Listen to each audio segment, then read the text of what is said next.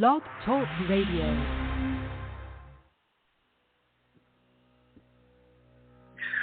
So I was a spy. I've saved the world multiple times over since then. My daughter has been dead and come back to life twice.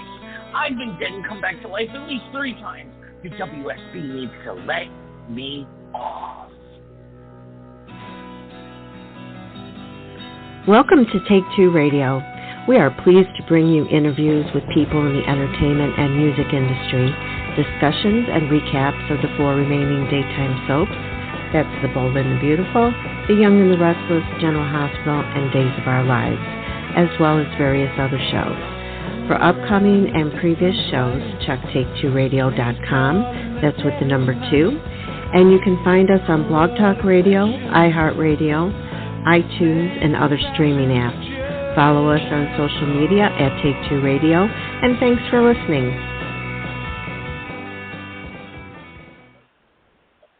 Hey, good evening, everybody. This is David for Take2 Radio Soaps in Review, your acting co-host.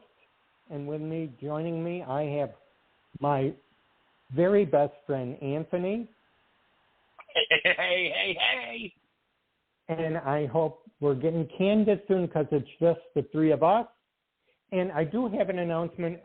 If you didn't hear it, you can now catch us on Audible. Catch us on Audible? Well, David, how would we go about doing that? I don't know. You got to go. I'm not sure how. You caught me off guard there. But so when I I will tell our listeners, if they have one of the A-ladies, as I like to call them, because if I say the name, 2, possibly 3 of them will start answering. All you have to do is play the latest episode of Take 2 Radio Soaps.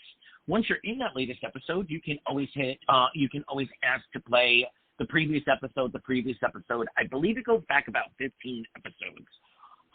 As well as you can click follow on the Audible page for Take 2 Radio Soaps, and then you will be alerted whenever a new episode drops, which is usually the 2nd and 4th Monday of the month.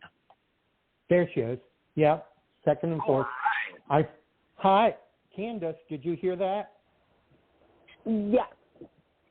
Yeah, we were on Audible. I want Candace, my sweet, fun Candace. Welcome back, baby. Hey. How you been, girl?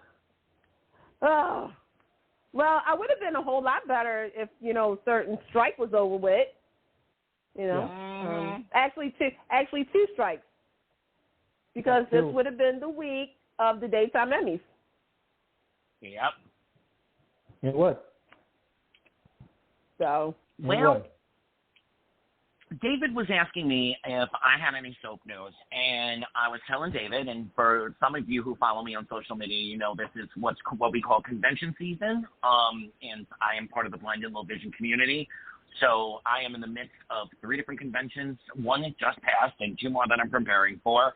So the only news that I have, most of you probably already know, but Adam House will be reprising the role of Nicholas Cassadine for 12 episodes. Of course, we all know about Walt Willey, and I think we'll get into that in a moment. But, Candace, do you have any hot-breaking soap news for us? I mean, the only soap news that I have is, first and foremost, congratulations to Matthew Atkinson, a.k.a. Thomas. Him and his lovely girlfriend are now engaged. So, sorry, folks, Matthew's off the market.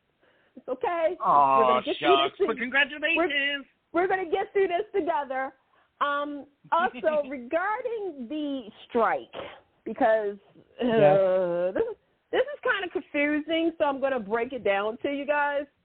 So as we all know, we're still in week 7 or 8 with the writer's strike. And by the way, we support the writers. Yes, we do. Also, there was a unanimous vote for the SAG union to go on strike, which will be effective July 1st. But they're going to do another vote, and everything. Here's the deal. But there's been a little glitch. Yeah, well, there's not a glitch. This one of those things where you're just going to be scratching your head because follow me as I tell you this.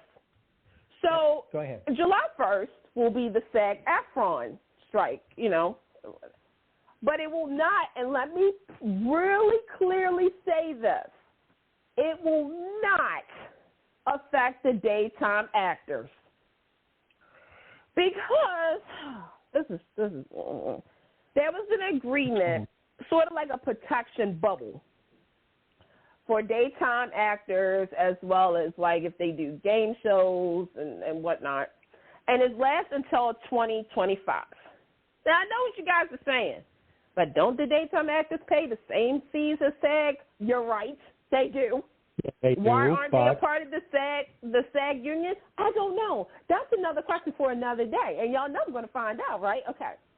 Now, as far as audio podcasts and new media productions, check this out. Shows like your favorite, Forever and a Day, cannot record any future episodes until the SAG strike and the Writers Guild strike is over with. Because you have an agreement. Yeah, well, they have. It's a new medium agreement that, again, it doesn't protect. It's pretty much, again, any SAG actors who are on a union and everything else like that. It's sort of the same as prime time. But again, I don't understand why the dates. I feel so bad. Like when I tell y'all that I feel bad about this, I really do feel bad about this. Like, because I'm so I'm over here, and Anthony, you probably are feeling the same way too. That I'm really trying to figure out why do these daytime actors pay the SAG fee if they're not a part of the SAG? Like, okay, let's go there. The SAG Awards. The SAG Awards are string actors, so why isn't daytime being recognized with that? They pay the same fee and all that stuff, right? Okay. Then you got the strike. When I tell you I feel so, like, about this, I feel about this. Like, is that a word? Let me jump in here for a minute and shine just a little bit of light, because I, like you, am baffled on most of this. But there's one piece that I actually do know. I wrote a paper years and years and years ago. So in the mid-'80s, in the height of, the soap opera adventure, game shows also, there were, dozens more game shows on TV than we have now.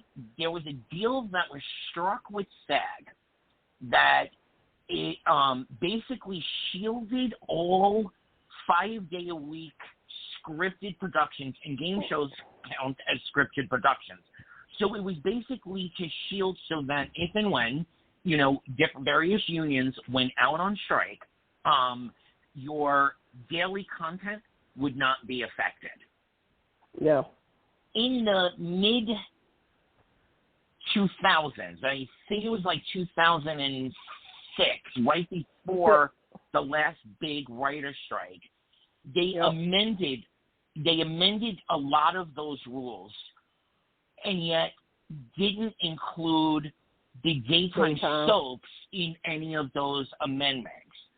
And the kick is, daytime soaps are actually eligible for SAG Awards, but it is a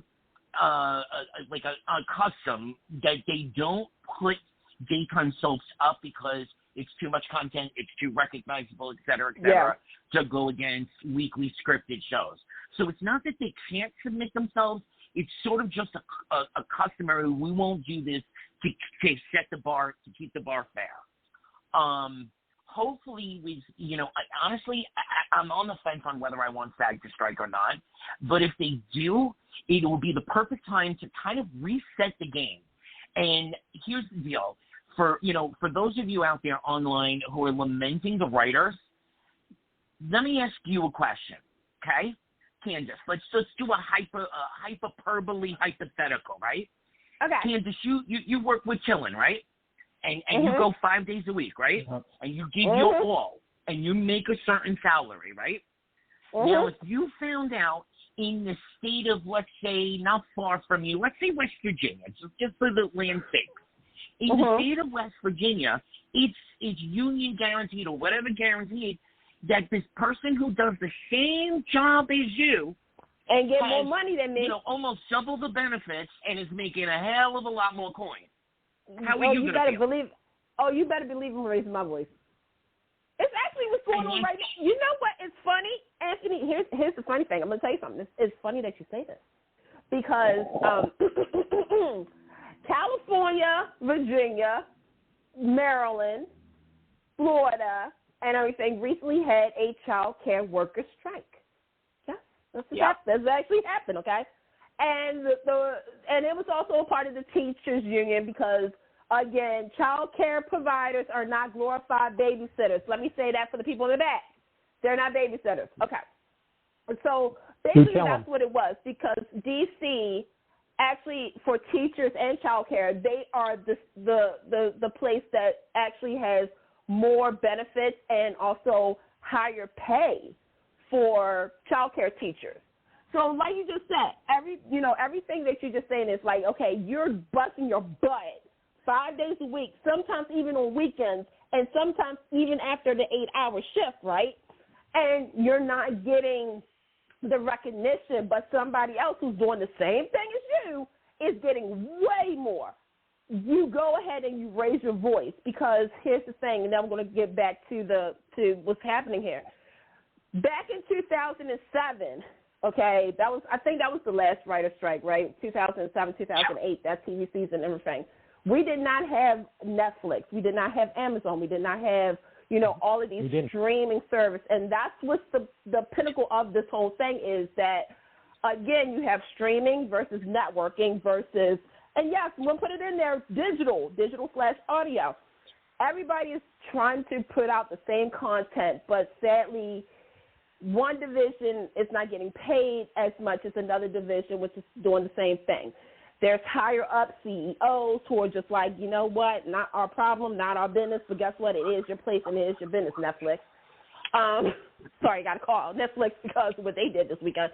But as you saw last night, for those who saw the Tony Awards, by the way, congratulations to all the winners last night.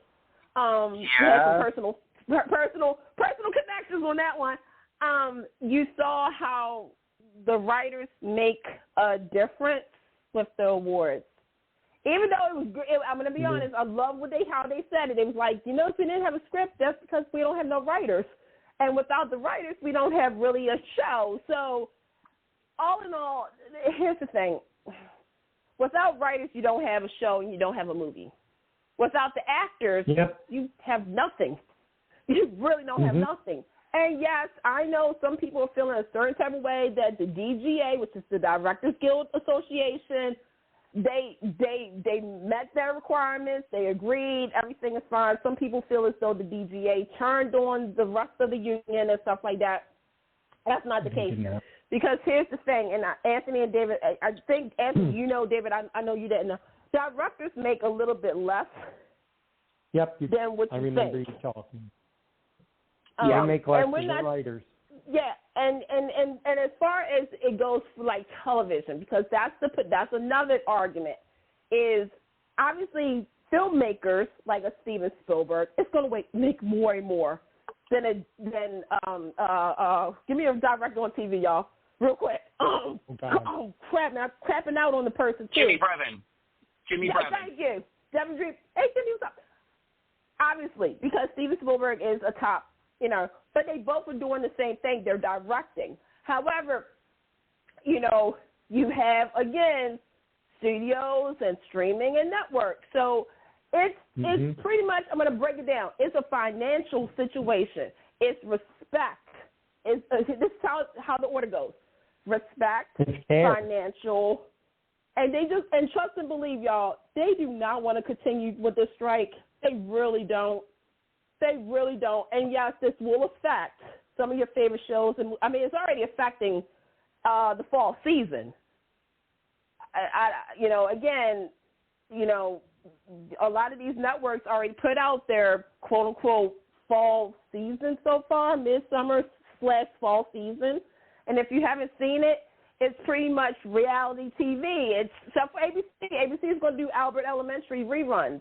But the new season probably won't start until the end of this year. And if you're wondering how it's going to affect daytime, like I said, I don't know, and that's another thing. We don't know who went over to where, but we know what days is Fran and Jeannie, Fran Myers and Jeannie Ford, most likely. So that material won't be until later this year because they were starting, because Ron did write up till December.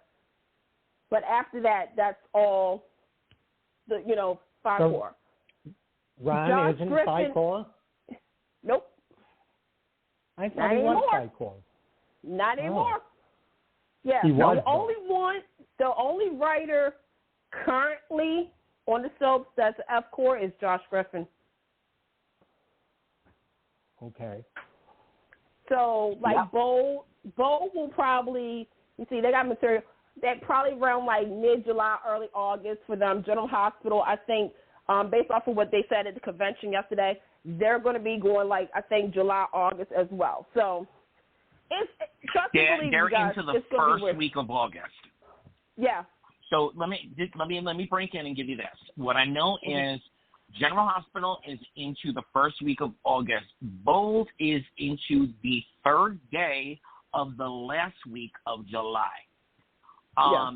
Peacock is in an interesting situation, and there's a rumor, not a confirmed fact, but there is a rumor that there is storyline breakdown written well into the beginning of next year.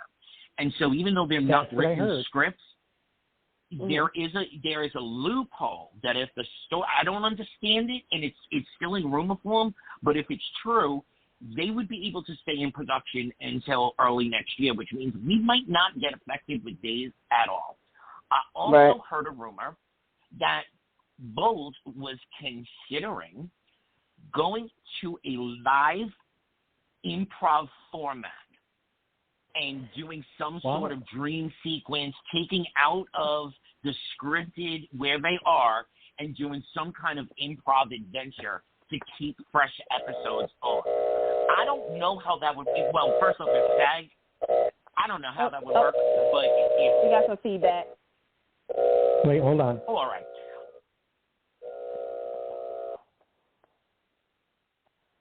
Okay, go ahead, Anthony. All right. If that came to pass, that would be one of the most innovative moves in daytime history. So we're all going to have to stay tuned, but folks, you can count on Bold until the last week of July, General Hospital until the first week of August. We're not really sure. I haven't seen anything. Have you seen anything, Candace, on Young and the Restless yet?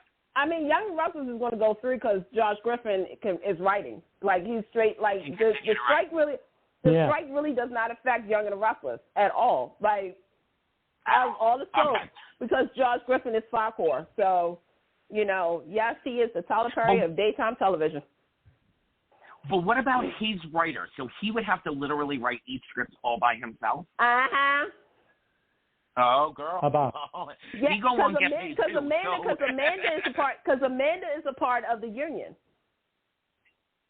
That's why they let go of all the breakdown writers, because they were trying to, with all of this, So that's why I literally say Josh Griffin is the Tyler Perry. And yes, I know Tyler Perry has done some good, but Tyler Perry also writes a lot of his stuff by himself.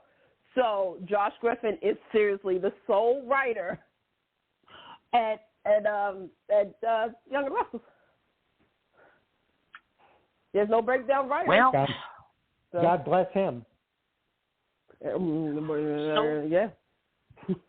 We ask our fans out there, maybe not make your own individual posts, but when you see some of these flaming posts out there, refer them to this episode of T2R Radio Soaps, now on Audible, by the way. Let me plug that one more time. Now on Audible, by the way, ask your device to play the latest episode of T2R Radio Soaps. Okay, plug done. On Audible. On Audible. It's an honor to be on Audible. That should be the catchphrase right there. That should be the catchphrase. All right, so why don't we dive into General Hospital, because I've been dying to talk a bunch of things, but let's start with something interesting. Some think it's good, some think it's like, okay, again, Walt Willey will be bringing Jackson Montgomery to the Port Charles canvas for a wee bit little stint. David, your initial reaction? I wonder how, and I wonder who he'll interact with. If it will be with the SEC thing, you think? Because he is a lawyer. I mean, that looks to be like the easiest way to work him in, but, you know, there is quite, you know, Anna might need some, and, you know, and they definitely interacted on canvas as Anna and Jackson. Yeah, well, my children, yep. Yeah, so it might come in that, you know, the SEC is the easiest way to bring him in, but if they're looking for a, you know, a wow factor, it would be something else.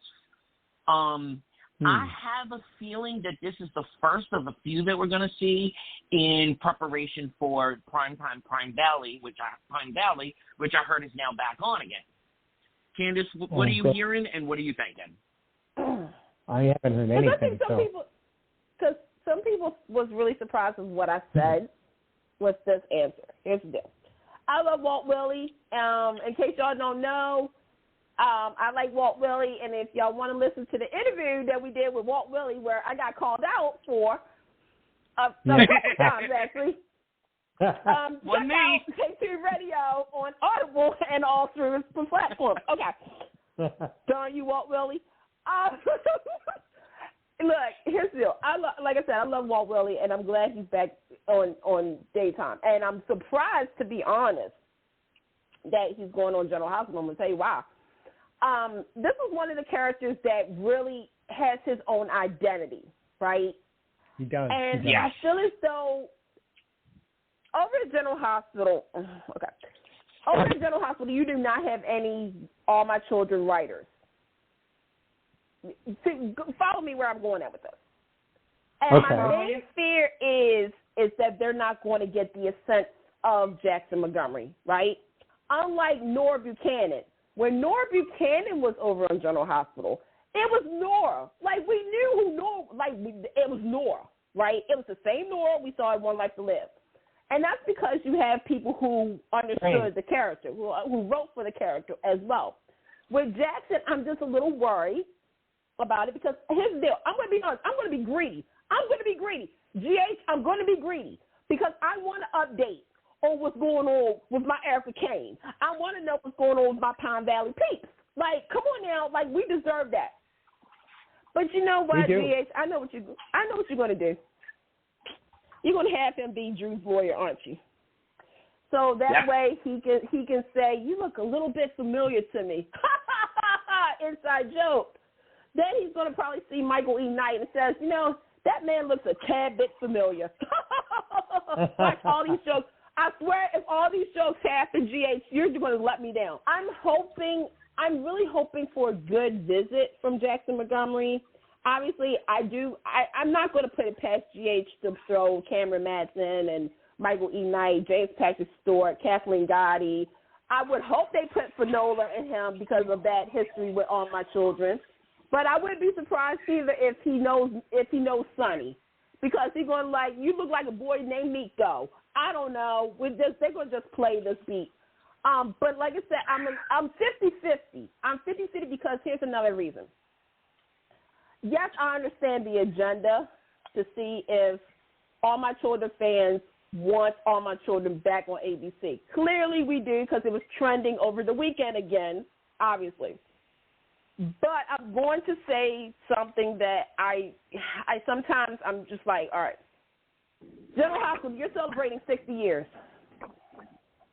You mean to tell me you could not pull a lawyer that could represent whoever from your history, a la Dar Jennings? What was Dar? You know, Taggart girl. You couldn't do that. Yeah. You couldn't do for one day only. Or Rick Lansing, or even, and this is what I put out there on social media, or even go all the way back and bring Sam in. Except we unfortunately lost Jackie Zeman a couple of weeks ago. Yeah. But exactly. I made that. Like, can you imagine if this is the SC whatever and everything, and Drew says, like, I have a lawyer, and they say who it is, and then all of a sudden you see, oh my God, like everybody's reaction, oh my God, like Carly's reaction, like, you've got to be kidding me. And it's Rick Lansing. Come on now, GH. Now, that would have made sense because of the Drew-Rick connection, because let's remember, Rick did bring in Hayden to pose as Rick. You know, like, GH is not hard, but I get it. I get it. Now, because I said this, ever since ABC got the rights back to All My Children Want Life to Live, they are trying to, and they have successfully done it, made General Hospital the Uber soap of ABC, because you've had representation from Cornish, Pennsylvania, New York, Landview, Pine Valley, and even Delia Ryan from, stuff like that. But I New York, like I said, I'm hoping for a good outcome.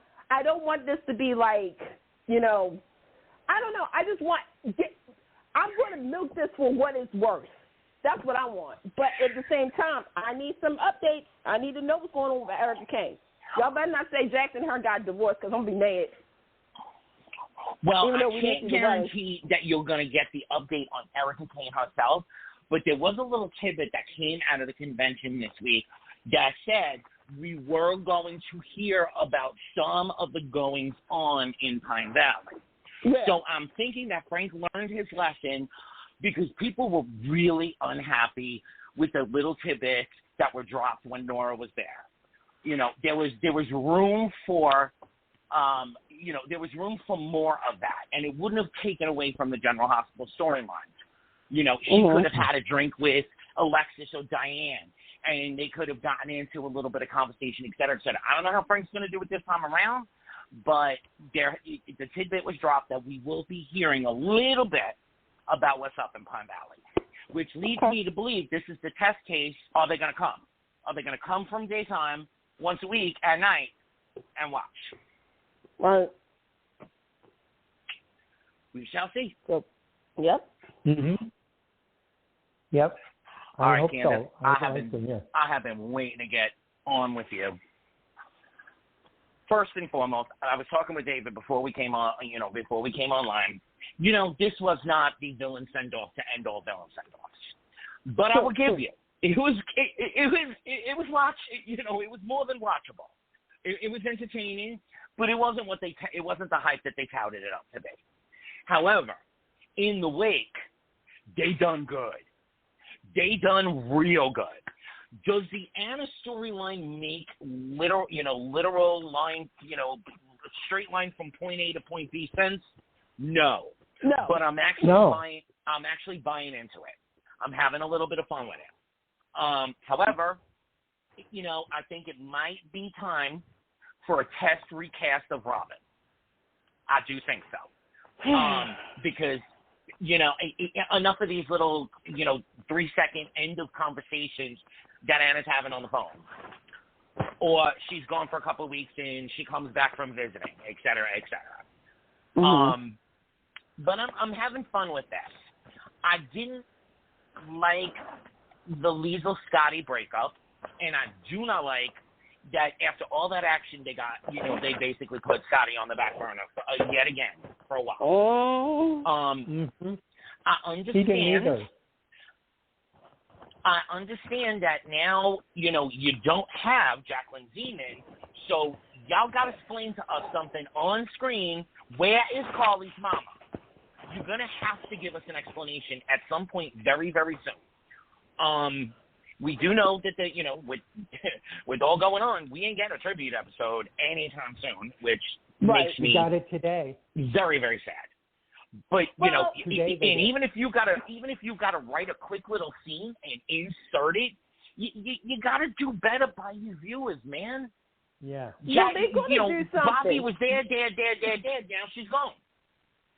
Well, okay. You got to give us a little explanation. Yeah.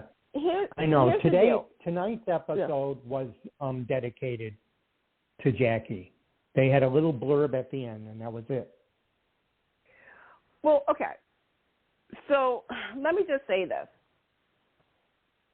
Because Lord Wright did shed some light that there was supposed to be a scene where, like, Carly was going to weigh her options about something, and Bobby was supposed to tell her something, but obviously they're not going to be able to do. I mean, you know, they're going to have to rewrite it to that point. Oh, I remember that. Yep. Here's the thing. Because there's a writer strike. Yeah, because there's a writer strike going on. I'm gonna be completely honest. I want them to take their time and give me the true tribute for Jackie Zeman. Because what we do know is that because when I think it was Thursday's episode, or Wednesday's episode, where Elizabeth says that Bobby is doing 2 jobs at one time. But now because Elizabeth is the head nurse, now that leaves Bobby to do 1 job. But, yeah, they're going to have to. But at the same time, I think because it's so fresh that they're going to take their time. And so I said by the end of this year, they should have a tribute for her. You know what I'm saying? Because, again, you don't want to rush it. And you want to try to see if you can get, you know, Lucas back. Yep, you do. You better. You need to, I mean, I doubt it, but if they some way, somehow can get Tony Gary back and say Luke was alive and he found out, and I don't know. But get people that meant something to Bobby. And then do the tribute. You know what I'm saying? Like, I don't want it to be, I don't want this, please, nobody take this to what I'm about. I don't want this to be a Stir Damon. Oh, because GH, absolutely. I'm still mad that y'all never did right with that. I'm still feeling a certain type of way about that. Me too. So, yeah. But I agree. Because they're doing the same thing with Bobby. I think they're going to do the same thing with Bobby as they're doing with Leslie Charleston, like with Monica. Is that we, you know, and yeah, down the line we are going to need to know some things about what's going on, like, you know, but yeah. Yeah. So, wait, did we lose Anthony? No, yes, go ahead. I accidentally muted myself somehow. I have been talking. Sorry about that. No, what I was saying was I absolutely agree, but, you know, they need to work in where is she? You know, give us a little tidbit because it doesn't make sense at this point that we were seeing her, you know, on a every 2-week basis for lack of a better word for the last couple of months. And now suddenly she's gone again. You know, she went all the way to Jacksonville, Florida. Okay? You think wherever she is, she'd hop back on a plane and come home. So give us a little something just to explain it, to tide us over. Because I agree with you. We need to see Lucas. We need to see quite a few good people. I did see a recording of a piece of Lynn Herron and Finola Hughes. And it was really nice. Yeah. Really, really nice. And that brings us to girl. Okay.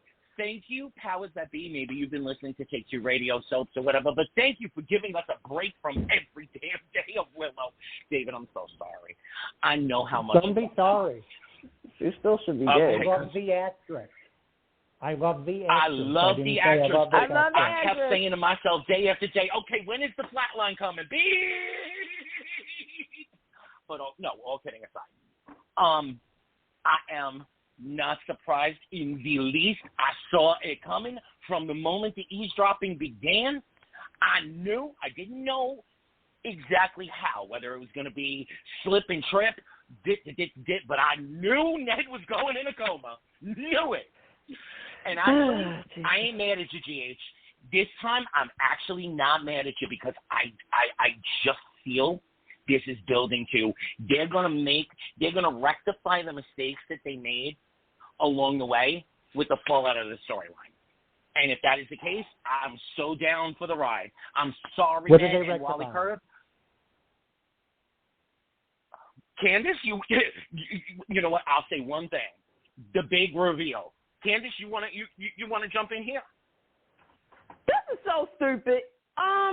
Okay, yeah. When Ned was la di da di da di da di da di da and everything, I'm like, okay, for real. There's no lifeguards, so nobody cleans up. I'm like, okay, he found out the truth. I love that. I'm like, I said it can't be this easy.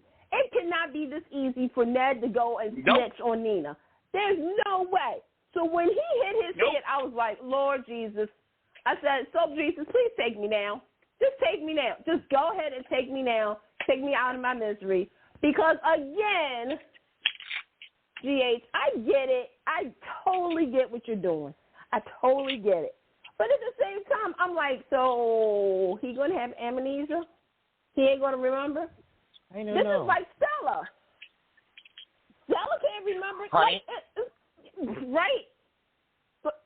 honey, Anthony, if he comes back thinking that he is Eddie Main or Oh something. my God, I saw that too. I saw that rumor. I saw that too. I saw it too. And I was like, you know what? No offense, GH. I love y'all. I really do. Sometimes. Y'all know y'all working my last nerves right now, right?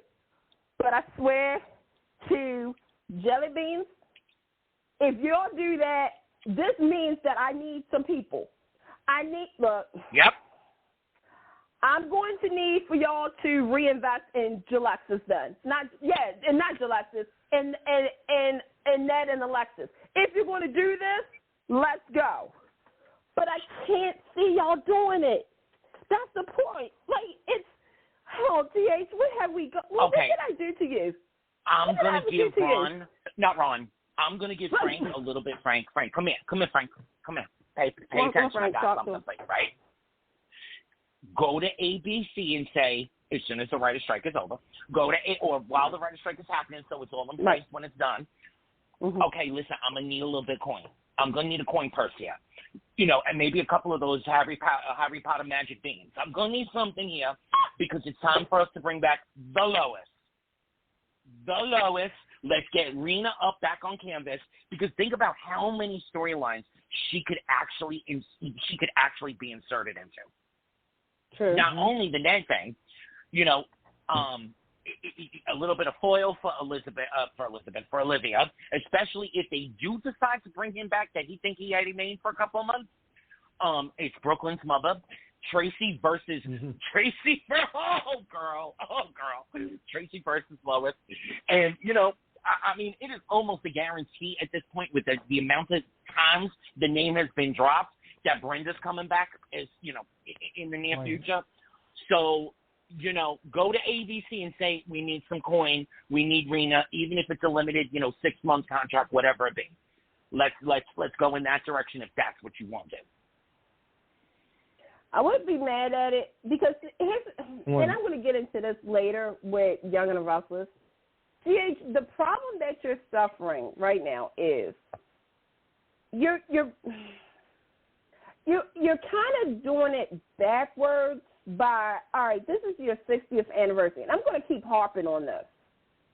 To me, all right, when like last year when you did Chase being, Eddie Main Jr., right?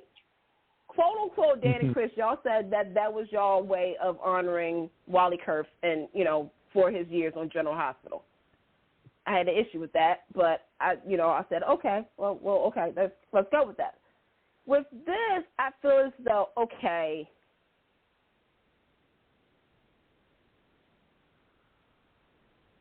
Candace? Did we lose Candace? She's still here. Wait, Candace. I think Blogspot is muting us. No, you're not mute. You're all online. I would put you back. All right, Candace, Matt. All right. Let me see if I can bring you back. All right. Well, in the meantime, folks, oh, man. Candace? I have to say, I see all of what you're saying online. I hear you. What happened to Josh? What happened to Josh? What happened to Josh? Okay, I'm going to talk to you like I would talk to one of my friends in the club. Girl, Joss happened to Joss. Joss is exactly who a daughter of Carly would end up turning out to be. And, you know, they're playing the Carly Jason storyline, you know, 4.0 or you know, they're rebooting the Carly Jason storyline with Joss and Dex. And she's not that far different from the Joss that we know and love, except she's not a little girl anymore. She's a woman. She's made love. She's had a sex tape scandal. You know, she's not a snarky little girl anymore. She's a full-grown Carly 2.0. It's not what happened to Joss. Joss is exactly who we expected her to be. And, David, I know you are trying to work on getting Candace back, but let me ask you. Go ahead. Okay? Go ahead. And Candace can finish her point, but I'm going to throw one more thing out while I'm on this train. Folks, I'm going to say this one more time. I have put this on social media. I have put this all over the place. Y'all can hate Nina. I love to hate Nina right now because right now I don't like her. I don't like her at all. But I have had love for Nina since the character began. And I don't want to see her dead and gone. However, I am going to say this and remind folks. She was coma for more than 20 years. Yes. So emotionally, she is only like 28 years old. Yep. So, you know what? In a lot of ways, the way they're writing Nina, actually, emotionally speaking, is how that character should be written. If you can suspend disbelief so we can have dead people come back, you can suspend your, nobody in real life would really do that, blah, blah, blah, blah. Right. Yeah. She's been coma for 20 years. All right, Candace, you're back, right, honey? Yep, I'm back. Sorry about that. All right, finish your point, honey. Sorry about that. So the point, it's okay.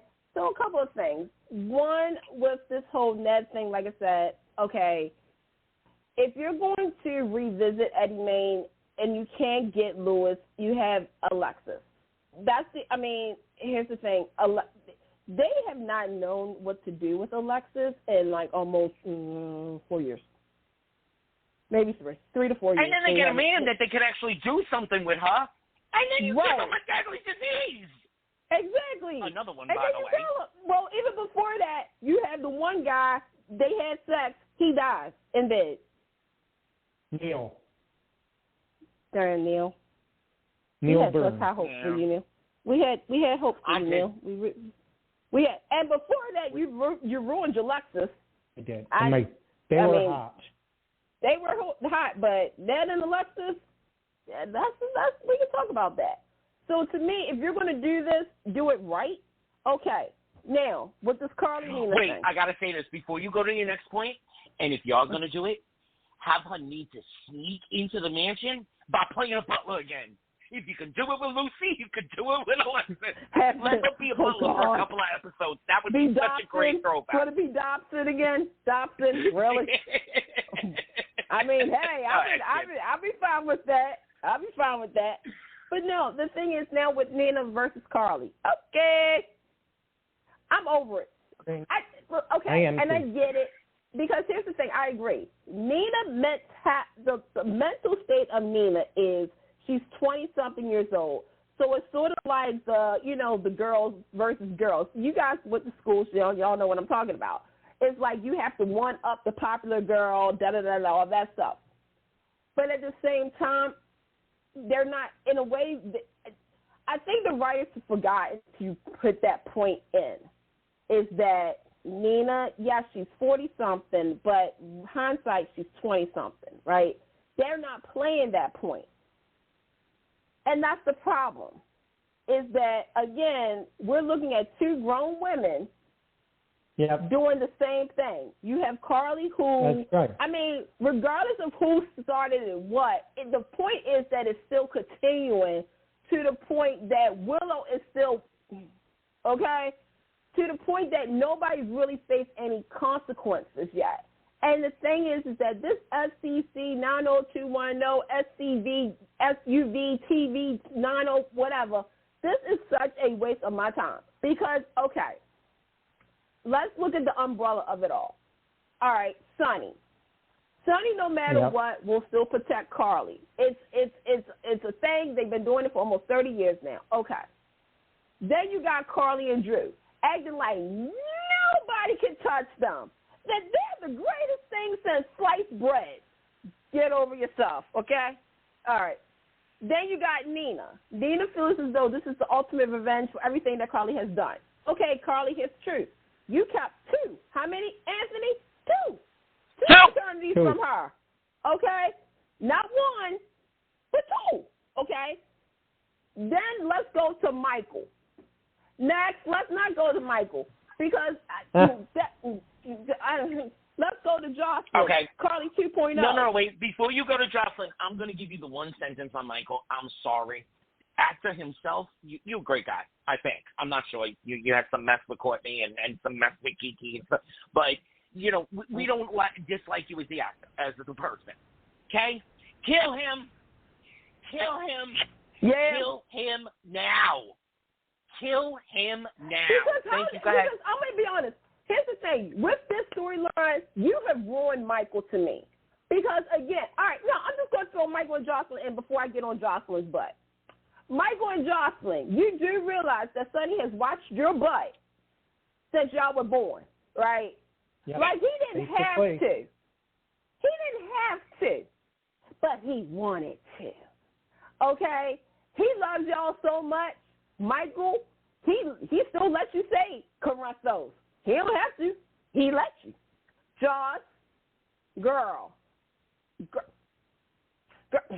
You looked at.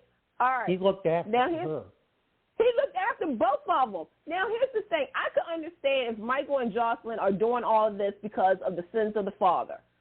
Sonny got AJ, even though it was Ava, killed, right? Murdered, whatever you want to call it, right?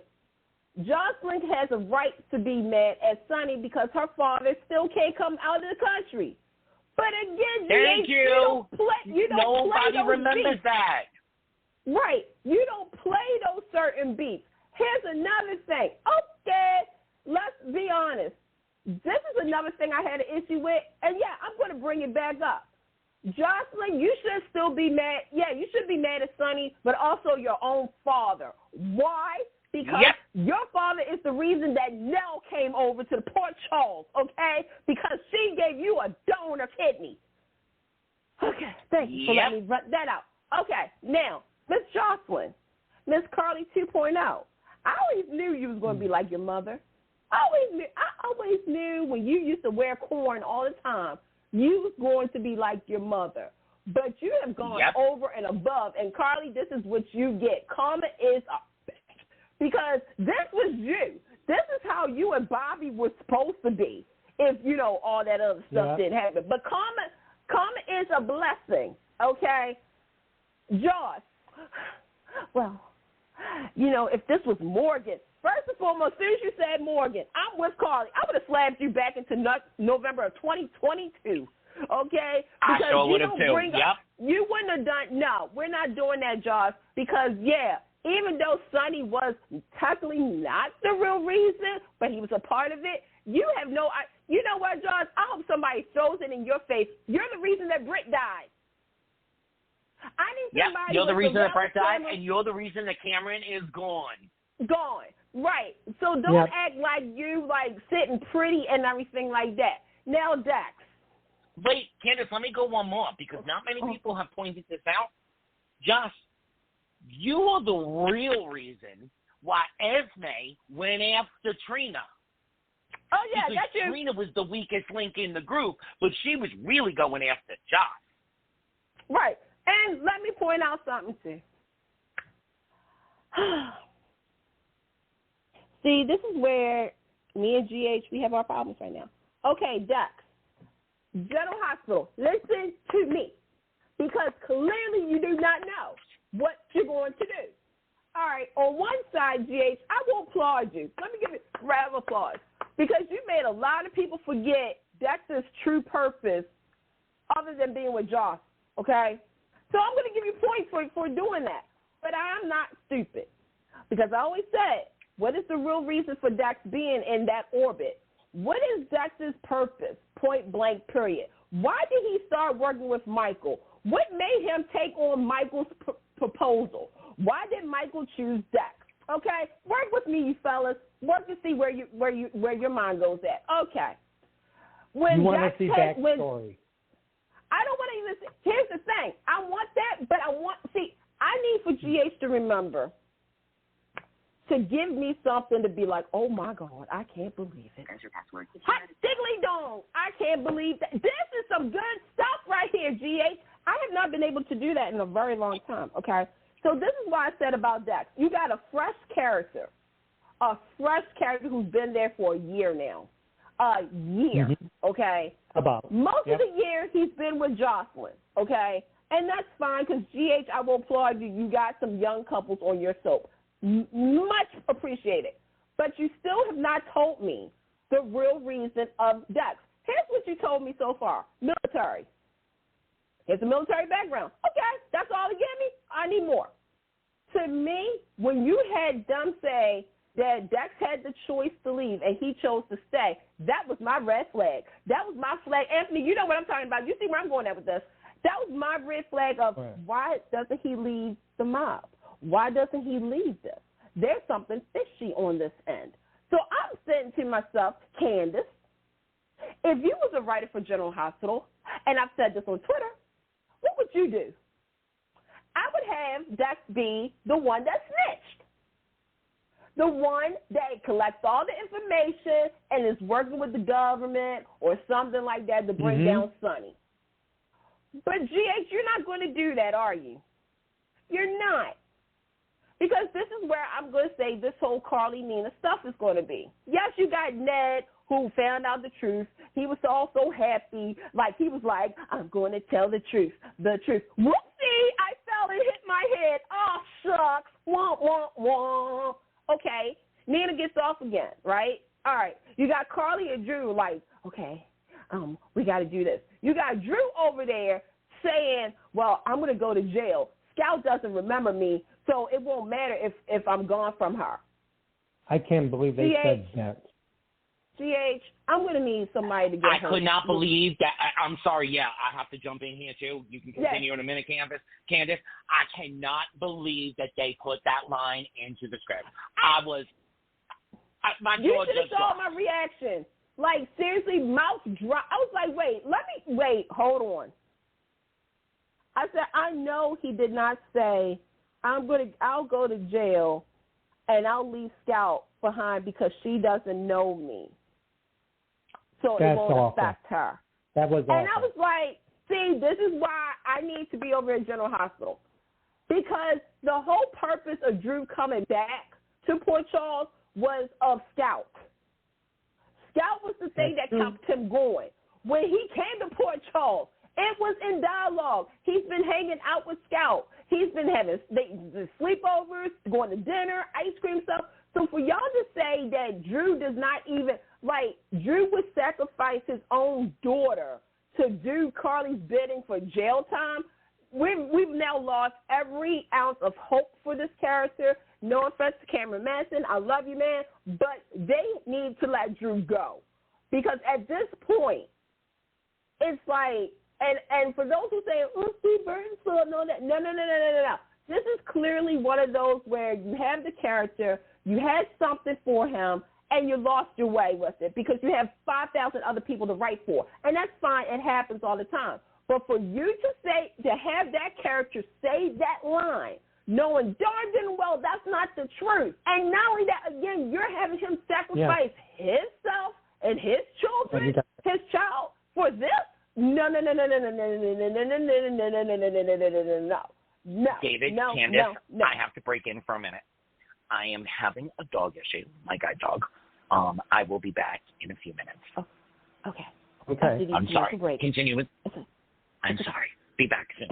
All right.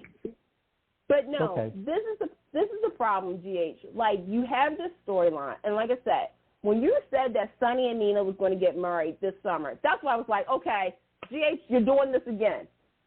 This is going to be your big, moment of the summer, quote, unquote, Sonny and Nina's wedding.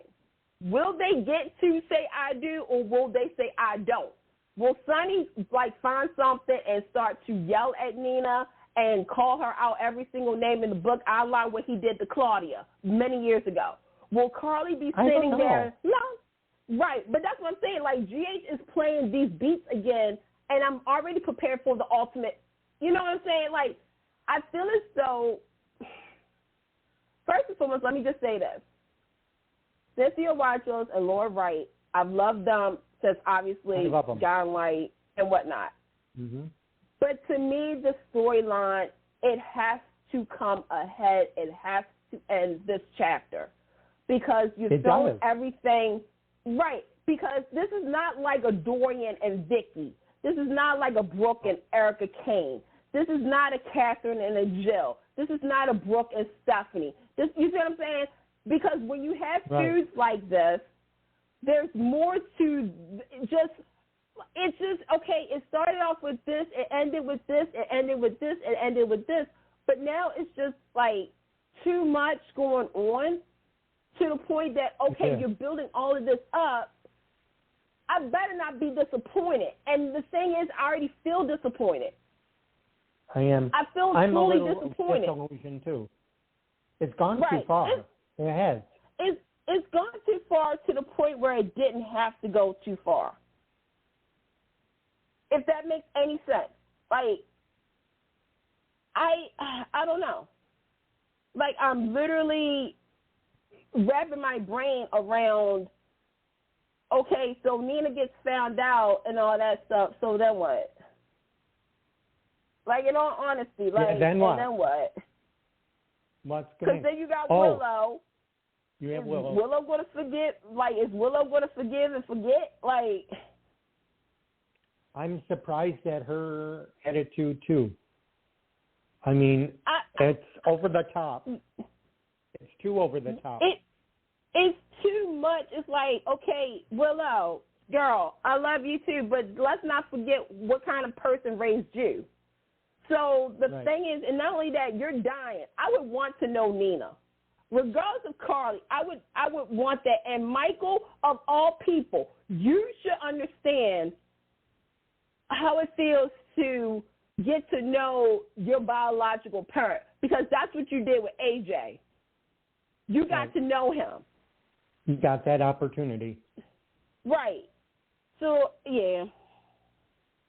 And my thing is, and they're all saying this all over online, reporting a crime is not a crime. Mm-hmm. Let Carly do her duty. I am just surprised that she said that she wants to take the responsibility. I'm glad they wrote that in for her. But I don't think, I mean, how much trouble do they want to give Nina for all of this? I mean, are they gonna blame her for pushing Ned in? Is she gonna try and go?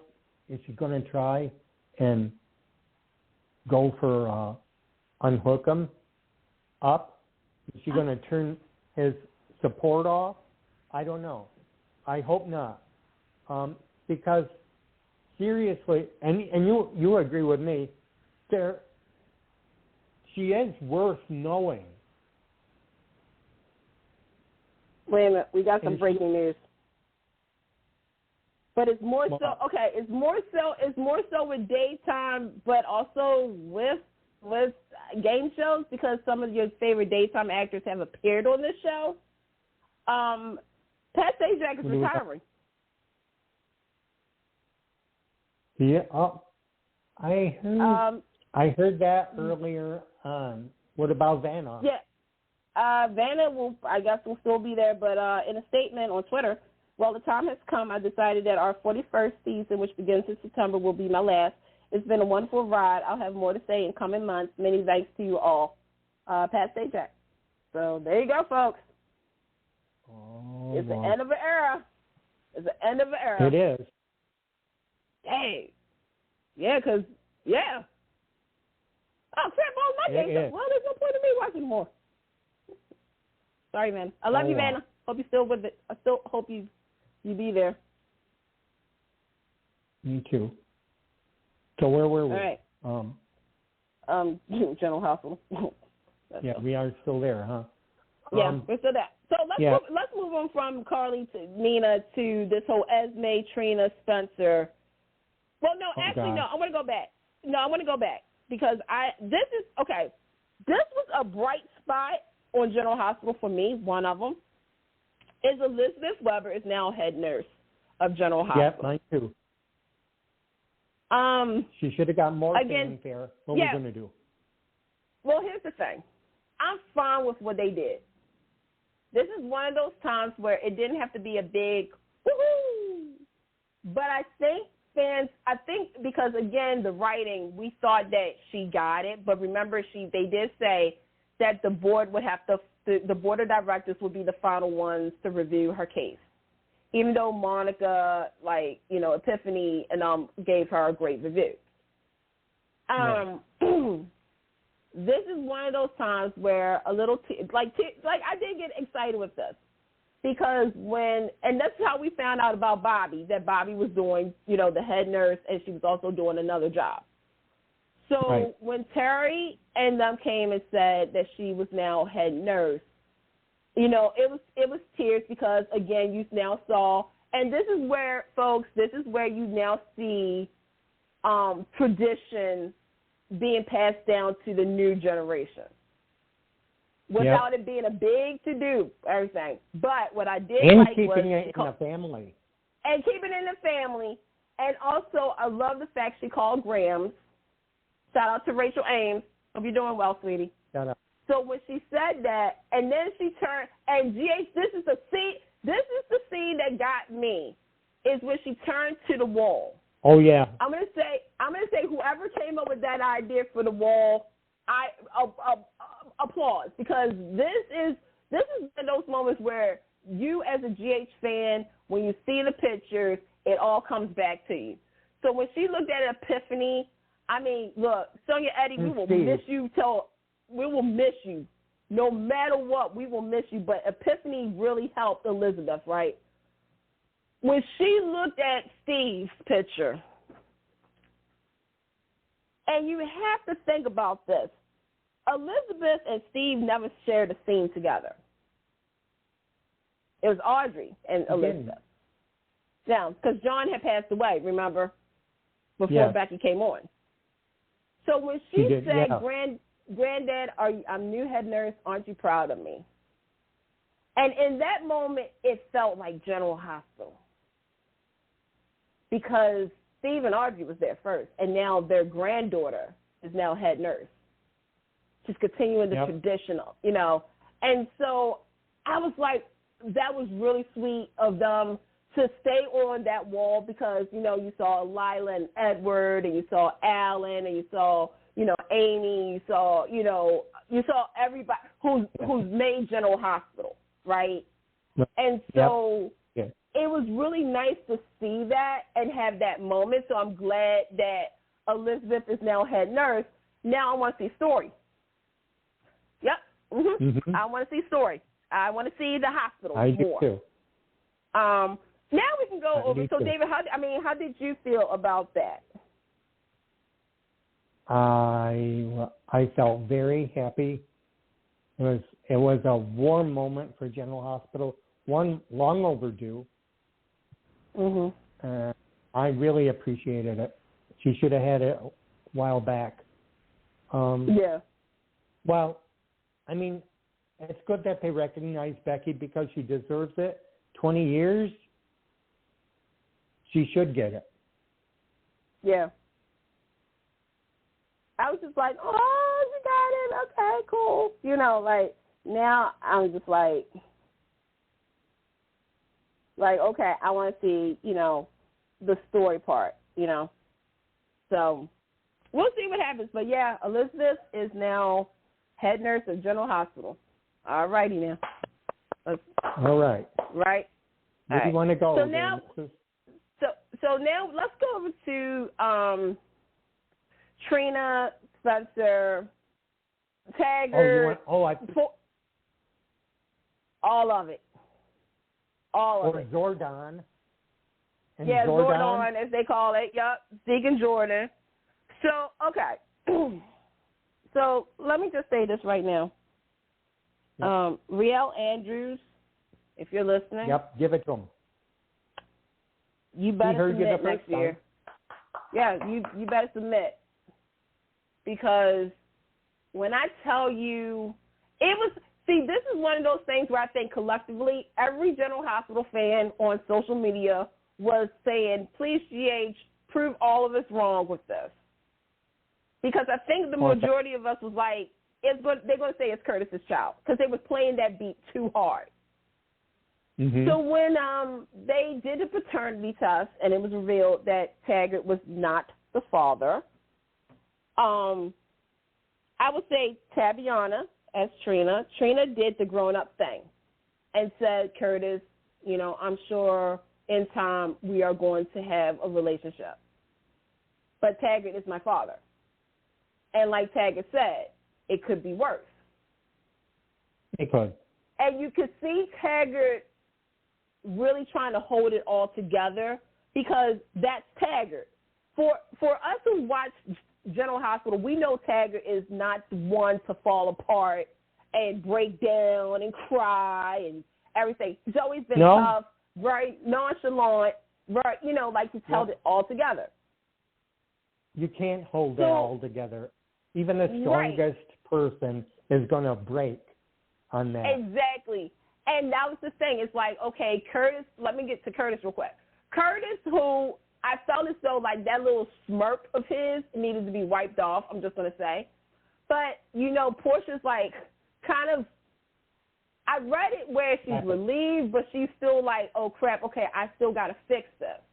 So Portia and Curtis are going to work on their marriage, obviously. He's going to move back. Yep. But not before Curtis told Jordan to think about it between him and her. This is where I said, and I now said this, Curtis is now General Hospital's version of Ridge Forrester. You're not doing this, Curtis. No. That's trash. No. Because first and foremost, that was trash. Because first and foremost, you have a new daughter and you have a wife. Mm-hmm. You need to focus on that. But you're telling Jordan to wait for you? Are you effing kidding me? So when Jordan said, no, this is over with, I have no time, I was like, thank you, Jordan. Thank you. Because unlike another character on another soap, you actually had the balls to walk away. So, Jordan goes ahead. She goes to the bar like many people will. She, drinks, and she sees a nice guy, Zeke. Who she doesn't know. Next thing, who she doesn't know, and vice versa. He doesn't know her, stuff like that. And next thing you know, they're bed hopping in the bed, a.k.a. having sex. How many drinks did that take, I wonder? I'm going to say it took about 3. Maybe 4. Depends on who was making something. it. Yeah, she needed something, and he clearly could give it to her. So, they had sex and everything, and whatnot. Now that's chapter 1. That's chapter 1, right? Chapter 2 now, is chapter watching 2, her eyes. Now, well, wait a minute. Well, chapter 2 was, okay, now we face some consequences. Because when Taggart said goodbye, and everything, and then the elevator, and this is the Emmy reel, this is the Emmy reel. Yep. Watching him press those buttons, trying to get out and trying to get away from the situation. And then he completely fell apart. Again, his whole world just exploded. Yeah, it did. The woman that he was with, that he loved, the child that he had raised, was not even his anymore. Like, yes, he said he would definitely still be there, but you literally took away his daughter. That takes a lot to break Taggart down like that. And when he was his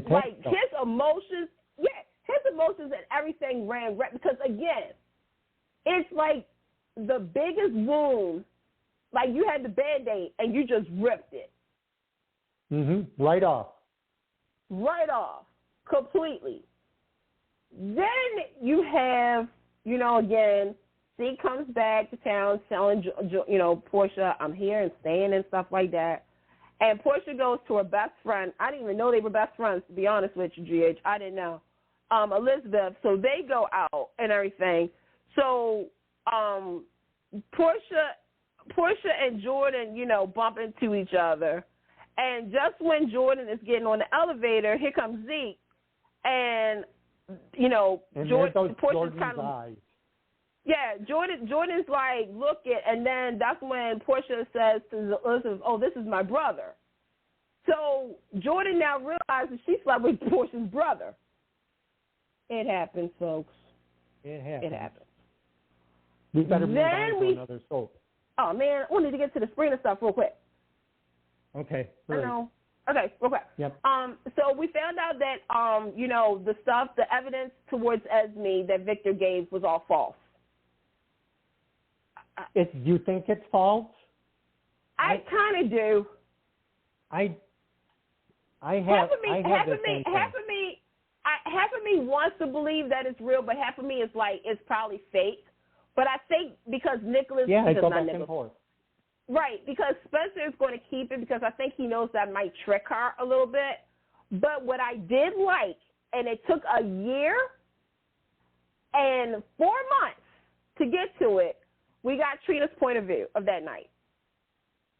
Because keep in mind, she didn't know she was drugged. She didn't know. So the fact that, we found out that Esme, had took Kevin's medical pad to prescribe, to get the medication and everything to drug Trina. But for Trina to say how she felt violated and all that, I was like, okay, thank you. Because here's the thing. Yes, we've gotten Joss and Cam's POV regarding the sex tape. We never got Trina's point of view of certain things. So I was glad that GH did that. But now, Trina, I need for you and Spencer to do this one thing. Put Esme away. Because Esme is not innocent. And I don't know why everybody's believing her, including you, Laura. Of all people, Laura. And by the way, Laura, you need to not be mayor anymore. I love you, you know that, but I need a new mayor. Who's the lieutenant governor or mayor? Who's the side mayor Mac when Laura's now. not there? Mac, okay. Mac Scorpio for permanent. Mac? I don't know. We'll just say it is. You don't want her as mayor anymore? Look, here's the thing, okay? You can't keep leaving Port Charles like this. She's always gone. I know. We got things going on in Port Charles. Crime rate, financial situations, hospital bills. We need something, Laura, here. Okay, now we can move on to another show. Okay. We hit B&B? Yeah, we hit B&B. We hit GH. I guess we can let's go to Dave. Did we hit Dave? Did we do B&B? We didn't do B&B. Yeah. We've been on GH. No, we started with GH. I thought we talked about Bold and Beautiful. Oh, no, we didn't? Okay. We didn't, no. Okay. So, Bold and Beautiful, see, look, so this tells you something. Bold and Beautiful. Okay. I'll be the one to do it. I'm a little distressed. You're a little distressed? Why? Yeah. I think the more everybody says, I don't trust Thomas with Hope, it's like they want it to happen. And it's like the power of suggestion. They're all thinking they want it to happen. And she's thinking about it too, if you saw today. I saw it today, but I still need explanation. She's dreaming I'm about... sorry. Right, but this is like coming out of nowhere, though. It is. And that's my problem. Okay. That's mine, too. Let me just... Yeah, go ahead. That's why I'm distressed. I don't understand the point of view at all right now. I want to, but I don't. And see, that's the thing. We need to get a point of view from Hope regarding why all of a sudden she's having these fantasies about a guy who's, I'm going to say it, I know people don't like to hear it, but has emotionally, not physically, emotionally abused her in the sense of, and let me say it, because I know people are going to say, wait a minute, hold on, Candace. Okay, let me just clarify this. Thomas, with Jay Matthews' version, right, has used Douglas as a form of a way to get hope emotionally, okay? When Thomas kept it from her about her baby being over there with Steffi, right, instead of saying, hey, Hope, your baby is alive, you kept the charade going. The fact that, again, you used Douglas, right? And then you had the mannequin, okay? And then on top of that, right, you did some other things. Now, the one thing that nobody knows is that, Thomas drugged Liam. Nobody remembers that because they don't play that beat. But that's how come Steffi and Liam kind of, slept together, and that's a question mark about the baby. Anyway, but the thing is that Thomas has done a lot to Hope. Not to mention called, and I know people will say, well, Brooke was going to call first. But nobody should have called if Thomas wasn't threatening Douglas a little bit, okay? So I'm going to say Thomas pretended to be Brooke and called the FCC on himself. Okay. I need to know where's Hope's mind at? Because is Thomas sort of a symbol of her always playing it safe? Because if that's the case, then both writers, I'm going to really need to talk to you. Because Hope has always, and I'm going to say this. This is not a dig at any of the actors, okay? But I think this is one of those cases where, how can I say this? Anika Noel is soft. And I'm not saying that in a bad way. Please do not take my words and twist it around. She's very soft-key, okay? But I know Girlfriend can play hardball. Okay, we've seen some Emmy Reel-worthy episodes. With Kim Matula, though, Kim's version was much stronger, okay? Like, she could fend for herself. Now, with that being said, the character of Hope does suffer from anxiety. Remember, Hope took anxiety pills, okay? Right. I need for the writers to address if this is some form of anxiety. I don't need this to be a mental storyline. I just need to know, like, where is her POV coming from? Because for her to be fantasizing about a guy who's done so much to you, it's like question mark. Now, Liam, again, the word comment comes at me for you. Because now you know how it feels to feel a certain type of way. Yeah, he does. I'm with you up until a certain point because, again, I agree with you when you tell Hope. What does Thomas have to do to make you understand that he's not a good person?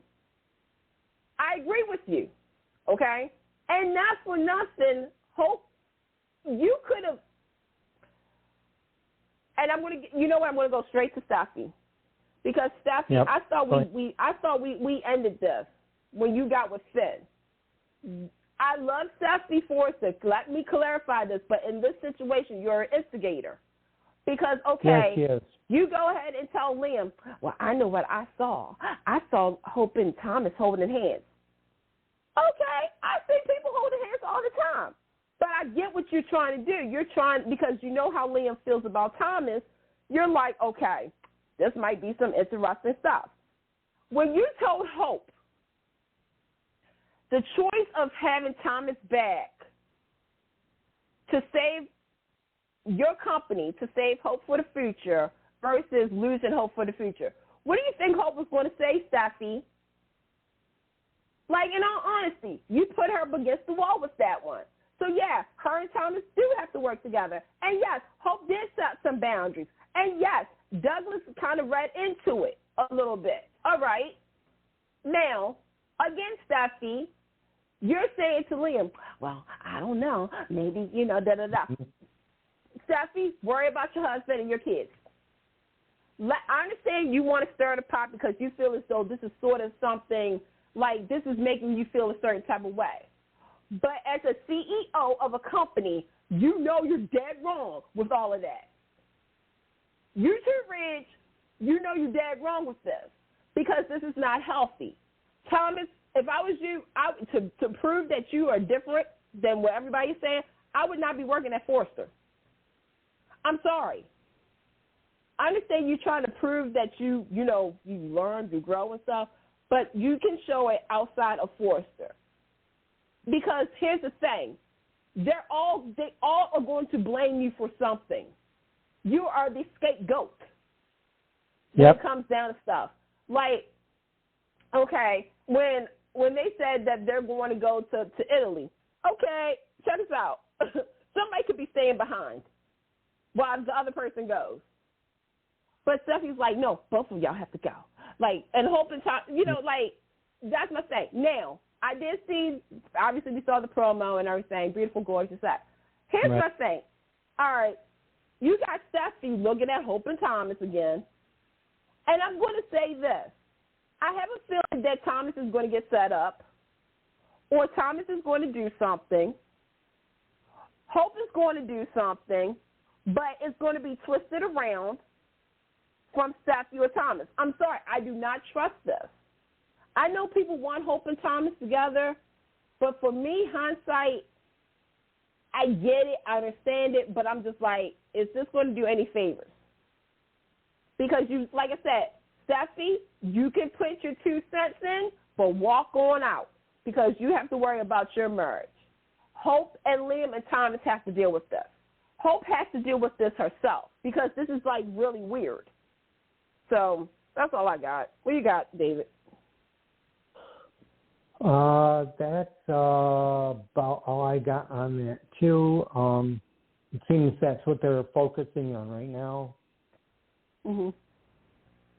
And I hope it's resolved. I hope. Do you see it coming to the point where it's going to happen in Rome? Oh yeah. Yeah, I have a hunch too. I can see Hope kissing Thomas, and that's what Stephanie's going to see. Yep. But see, half of me feels as though like, and I was talking to one of my friends about this. Half of me is hoping that Thomas pulls back and asks Hope, what is she doing? I hope so too. But this is how I said twist it. Because I can see, okay, Hope kissed Thomas. Steffi, I swear up and down, if this comes true, I need to really write for the show. Steffi takes a picture or she reports back. But what she does is she doesn't stick around to see that Hope pulled back and say, I don't know why I did that, or Thomas saying, or having Thomas pull back and saying, what are you doing? And I have a funny feeling that somebody is not going to tell the truth when the truth, comes out. Like, I can see if Liam says, hindsight, we're going fast forward this, okay, you guys, work with us. Hope says, Hope tells, because, again, Liam is going to say, I heard in Rome you kissed Thomas and da-da-da-da-da. And then Hope says, it wasn't like that. I kissed, but then I pulled back. Didn't I, Thomas? And if Thomas says you didn't pull back until I told you to stop. But it's going to be, I'm telling you right now, folks, I am going to watch this. But I have a feeling that somebody is going to switch something, or I don't know. So we'll see. We'll see. Yeah. Now, let's hope it just gets better. Yeah. Now, on the flip side of things, let's talk about the end of the friendship of Brayler. Oh, geez. You know what I say? They turned into 2 feral cats. That's what my first impression. All of a sudden, here's this nice friendship. I was getting into it, and then all of a sudden, something doesn't sneak right because Brooke hasn't been altogether upfront with how she feels with Thomas, and that turns Taylor off a little. And then so she wants to set him up with Deacon, and it makes me think that Taylor wasn't into it in the first place. But there's that other side where with Ridge, Brooke came down in her negligee and Ridge was there.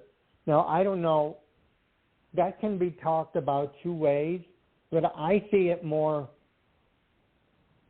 this more on Taylor being more catty than Brooke.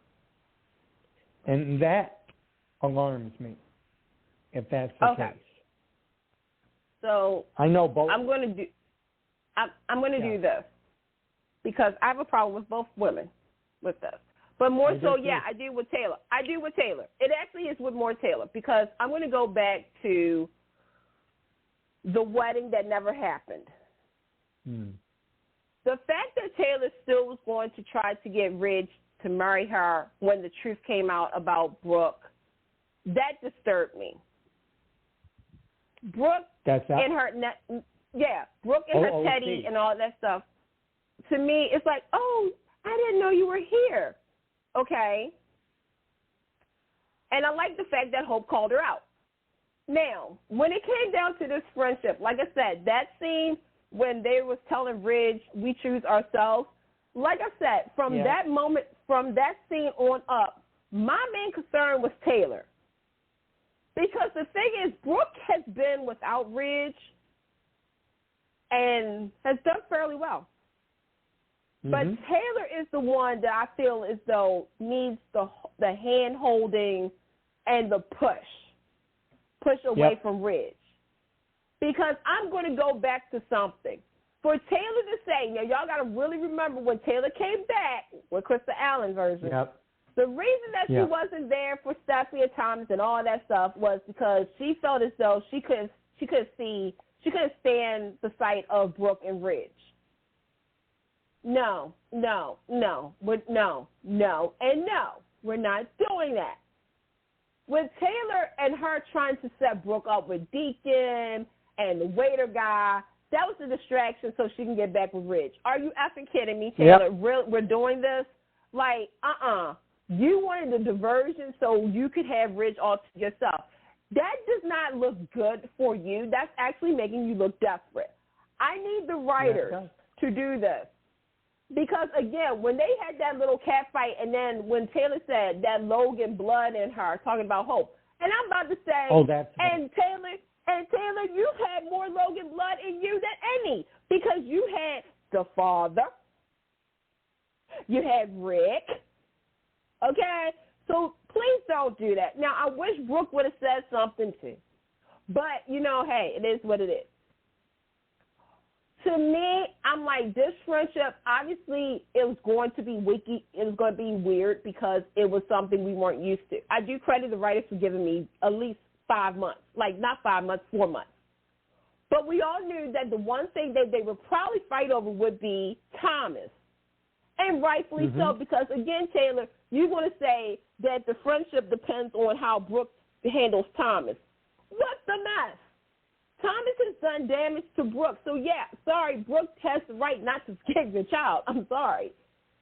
Let this be the opposite. If we had Rick or RJ do that to you, Taylor, how would you feel about that? You wouldn't like it. So, Brooke has the right to not feel that way. 2, okay, Ridge, you need to stop. You need to stop, too, because you instigate like nobody, like but it's that Ridge knows exactly the fact that both of these women want him. But again, I love the line. He's playing it. Right, but I love the line about destiny because, Lord, yes, Brooke and Ridge are destiny, whatever you want to say. But I like how they said, what is destiny? Is destiny something that the writers feel as though because you got to put the 2 characters at the end of the book? I'm like, thank you, whoever wrote that, thank you. Because, again, we don't know. Look, yes, we know who might be endgame on certain soaps. But in this situation, I need for Taylor to stop being so delusional because it's really hurting me. And when I tell you it's hurting me, I'm just shaking my head. I'm like, girl, you're missing so many opportunities because you're thirst for Rich, and Rich does not want you. Like, I feel like sometimes I'll be talking to the TV and I'll be like, Taylor, girl, even your own children can recognize something's up. So I don't want to tell you, Taylor, I hope you find somebody decent for you. I hope so. Writer. Too. Can we get on that? Let's do it. Let's get on that. You have some time. Yeah. But I will say this. Kristen Allen and Catherine Callahan, y'all delivered, and fans understand that it's just a show. That's all I got to say. It's just a show. Oh, It's I know what show. you're saying. Yep. So Is that that's about you it. were talking about that? You were talking about that mess online. Well, it's not even that. It's just again, Well, I mean, I saw what was said, and okay, I'm going to do my public service announcement real quick because I haven't done one yet. Right. Go ahead. Everybody is listening to Take Two Radio. Okay. First and foremost, we have 4 soaps left on air, and yes, I'm counting days on air because it's still on air. We have to understand that these actors are playing fictional characters for our entertainment. You may not like them, and that's fine. Hey, there's some characters on these shows that I can't stand, but I respect the actors. Now, if the actress has done something to me or whatnot, totally different story, which some have. Right. But I'm not going to say that such and such can't act or they are old hags and stuff. I'm not doing that because that's disrespectful. So please understand that Catherine Callahan is not Brooke Logan in real life. She's Catherine Callahan. She's a goddess. She knows how to make bags and stuff like that. She rides a bike. Krista Allen is funny as I don't know what. Who's still you guys probably heard that she had strep throat doing those scenes. So you're probably was wondering. Yeah. But she's funny as I don't know what. She is the joy. She is she's the light to a room that's full of darkness. And I hope, and Chris, if you heard that, that's the truth. Just like with Anika and Jackie, they're not Hope and Steffi. And Scott Clifton will definitely tell you. Yeah, and Scott Clifton will definitely tell you when you ask him. He is no Liam Spencer because Liam is a douchebag. So what we're trying to say is that, right, it's again, actors versus characters. Characters are not the actors. The actors just play these characters. And that was your PSA from us at Take Two Radio. That's your PSA. Yep. So we hit Y. All right. The show that may get my best of the year. They may get my best of the year. Yeah. You want to know my take? Yeah, go ahead. I think Sharon and Lyndon and Raylynn are carrying Y&R momentarily. Oh, you're missing somebody. You're missing Joshua Morrow. Oh, geez. Let me explain. Let me say. Yeah. Okay, here's the thing. And this is before the writer's strike, so people don't get it twisted what I'm about to say here. Young and the Restless, half of last year and going forward, they understood the assignment of we are 50 now. We're not 49. We're not 48. We're 50. This is a freaking milestone. Josh Griffin had to come through because the last time he did a 50th year on a daytime soap, it wasn't that great. Check out Days of Our Lives, 50th. Thank you. With this one, and General Hospital, please pay attention to what I'm about to say. Young and the Restless, Josh Griffin has said earlier this year that during the 50th year, which is this year going into next, there's going to be familiar faces from the Young and the Restless history that's going to come back to provide story for the current, okay? Ladies and gentlemen. Which is a good idea. Which is a good idea. And we've seen characters from the past. We saw Leanna Love. We saw Aunt May May. Oh, yeah. We saw a lot of people so far this year. We saw Malcolm recently and stuff like that. When you told me that Cameron was coming back, first and foremost, called me crazy. But I was like, years, I never thought. It's been 20 years. Almost 20. Well, what? 20 years. Okay, since he first came on or since he's been on? For the first time he came on, the last time we saw him was 20-something, yeah. So this is where you have, this is where you understand what's happening. They're honoring their history. Okay? Yeah, they are. And the thing is that this particular person, Cameron was not your normal villain. No, he brought it to the table. He brought it to the point where you got scared watching it. You feared for Sharon Case's real life safety. Okay? This is when soaps, now think about this. This is 20 years ago, okay? Literally, around 18 and 19, but I'm going to say 20 years, okay? So there's a difference here. Cameron on Young and the Restless beat the crap out of Sharon. I mean, when I say beat, I mean pushed up against the wall, threw her on the bed, slapped her, backhanded her, blood coming out here, black eyes, stuff like that. Literally abused the mess out of her. He okay? did. And they don't show that these days. And they don't, and I understand, and I get it. I totally understand it. But for newer viewers, and I constantly say this, for newer viewers, for some of you guys who are listening to our show and have been watching Young and the Restless for, I'm going to say like maybe 15 years or 10 years or something like that, you do not understand how soaps were back then. And that's why I said it's, and we need to do a show. We need to get with Pam to talk about how the genre has really changed in the last 20 years. I'm not going to say 30. I'm going to say the last 20 years. Because Young and Restless proved something, and actually proved the point here, is that, these characters, one of the things about these soaps, and to be honest with you, mostly Days, Gold, and all of them, is we've grown with these characters. We have seen these characters go through the ups and the many, many downs, okay? And Sharon is one of those characters. So when they did the best thing for new viewers, but also a great thing for us older viewers, we saw flashbacks. Because a lot of you guys don't know who Cameron was. You haven't even heard about Cameron. Right. Yeah, I know. But, Pam was one of them. Pam didn't remember him.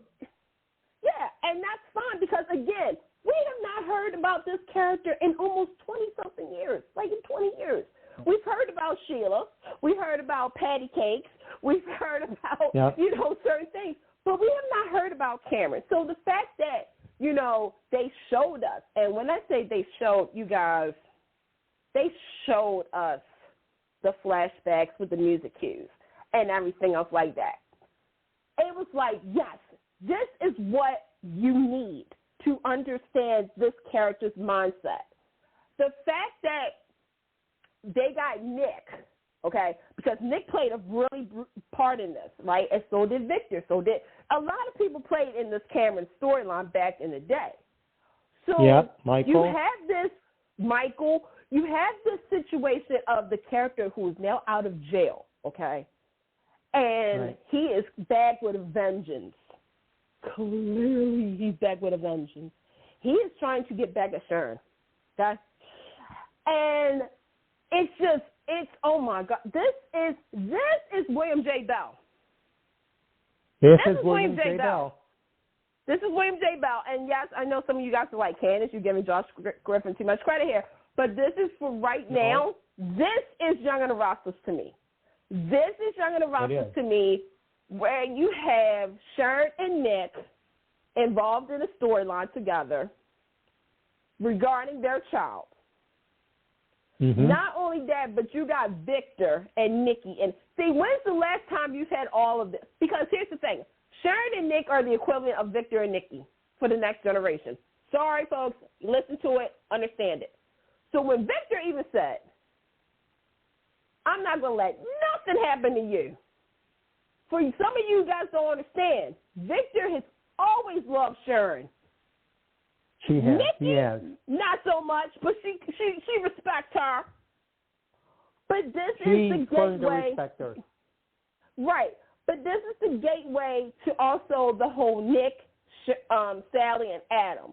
Because when Sally needed Nick was over there with Sharon. So, yes, she's going to start relying heavily on Adam. Then, of course, you have Faith. And for those who are saying this, I'm going to bust your bubble. There's no way in hell that Cameron is the father of Faith. That would have been too far. Okay? No, we're not doing that. And if Josh does that, I'm catching a plane out to California myself and we'll burn that script up. Oh, do not do that. Right, but I'm just saying, unlike another soap, Young and Restless ain't going to do that. Now, like I said, I think we all saw the previews and we all know what's happening here. The way that Cameron was touching Faith, I was like, oh, hell to no. I'm worried about that girl. But like you I have said, a right to be. Because knowing how Cameron was, it's like, oh, shoot. And the fact that Sharon is having a breakdown, and y'all know she's bipolar. Yeah. This, I'm telling you, this is Sharon Case's next Emmy nod. God bless her. Then you got Cameron pretending to be beat, like Nick was beat, and going to frame this again. Like I said, this is good. This is soap. It is. This is good. Right. This is good. Now, let's hit days. We got days. Okay. Okay. Or did you want to hit Phyllis real quick? 8:42. No, hit Phyllis.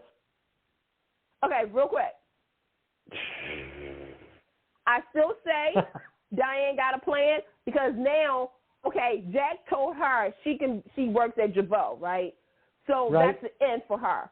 Yes, all the charges against Diane has been dropped because Phyllis is alive, in case y'all didn't know. Okay, so Kyle, who seems to be smart all of a sudden, he follows Summer and finds out that, Summer knew that Phyllis was alive this whole time. However, Kyle, we're not doing this because you have to understand Summer's point of view. Summer, however, you have to understand Kyle's point of view. It's like, basically, y'all did the thing that y'all said y'all wasn't going to do. Y'all got involved between y'all mother's drama. Okay. Maybe they shouldn't. Like I said, they shouldn't, but you can't help it, okay? So Diane's working at Jabot. She's going to get married. Meanwhile, Tucker and Ashley are going to get married, apparently. And that means that Tucker's going to have an end, too, at Jabot. Like I said, Ashley and Jack, y'all both are stupid. Jack, you should have been listening to me. I've been trying to tell you Diane has a plan because I'm sorry. I will stick to what I said for a couple of months now. Diane and Tucker are working together secretly. I don't think Jeremy is dead.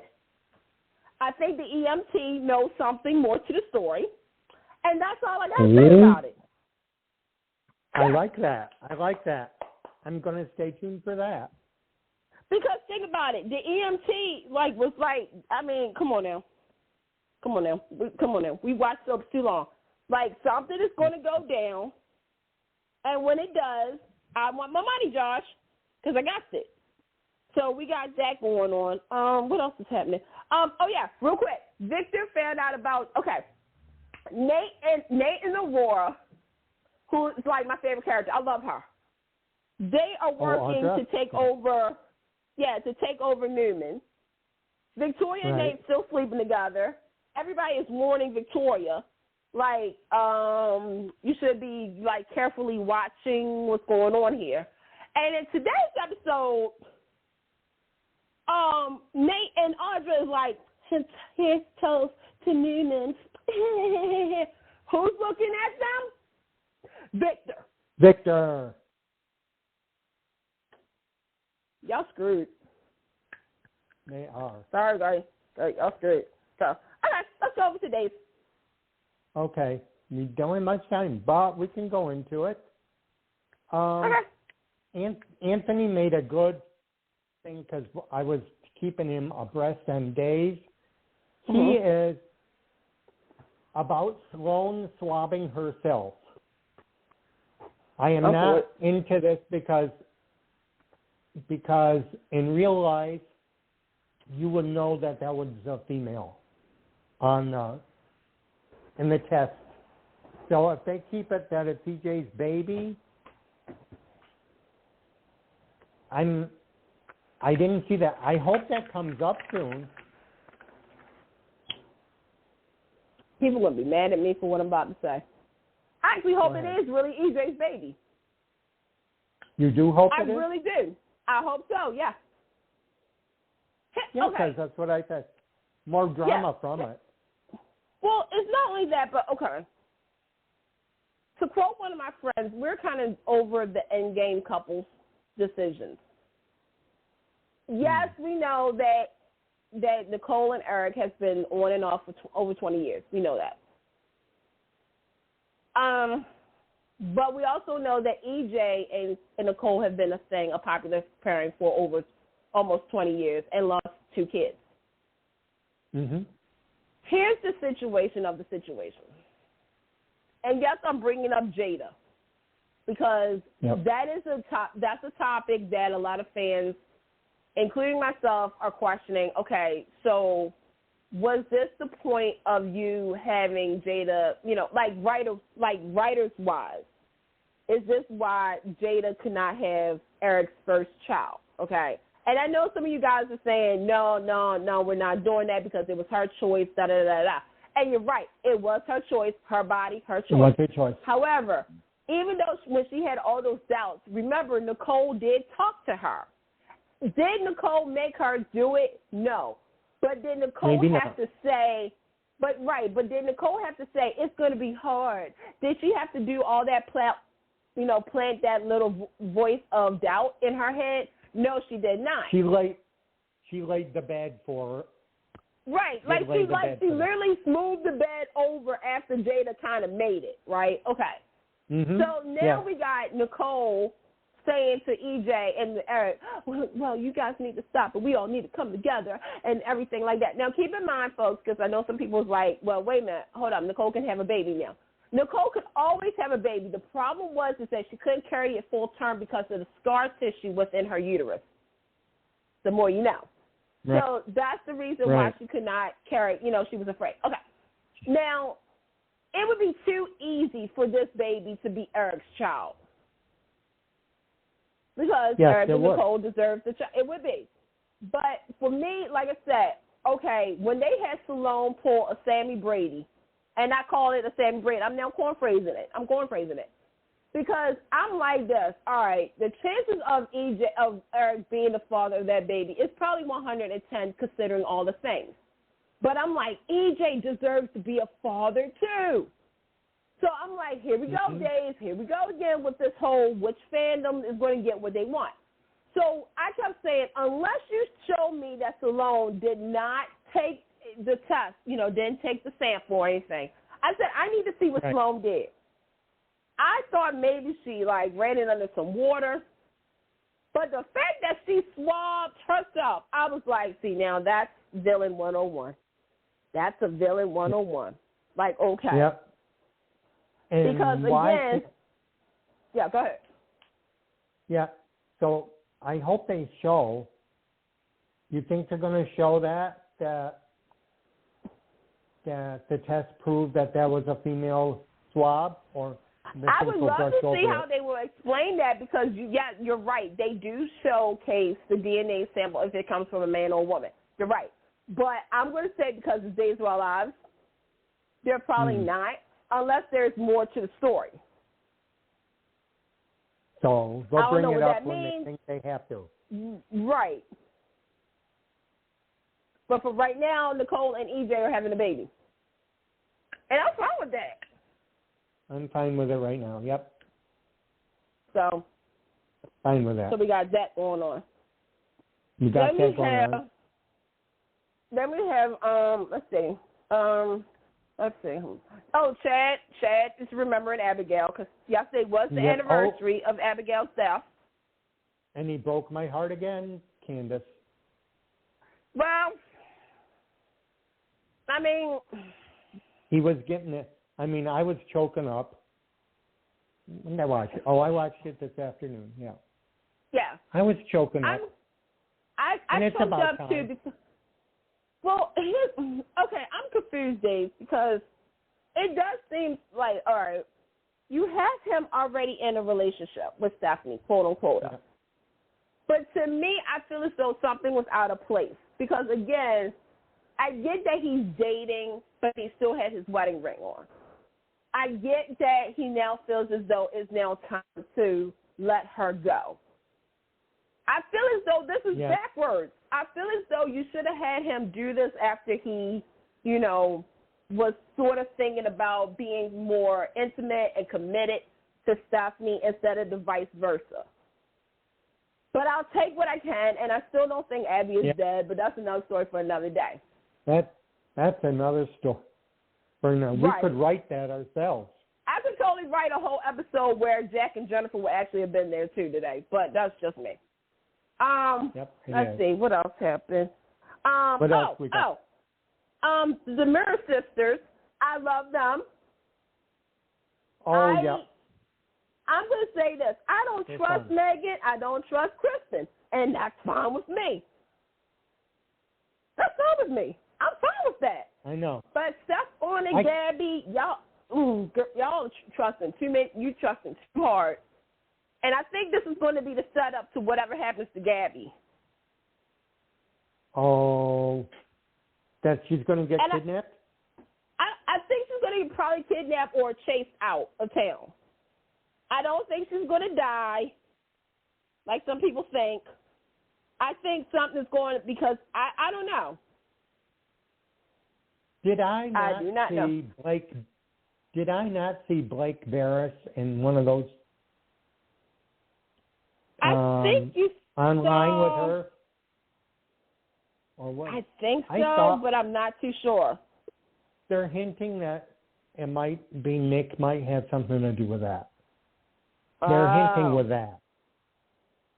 So I can't remember what it actually said. So I'm only going what I see because I saw her and Blake, and I'm surprised they're showing this. But if it's coming down to the point where it's this is her exit storyline in the midst, I don't know now. I have to find it, and I'll show it to you if I find it. If you find it first, show it to me. Okay.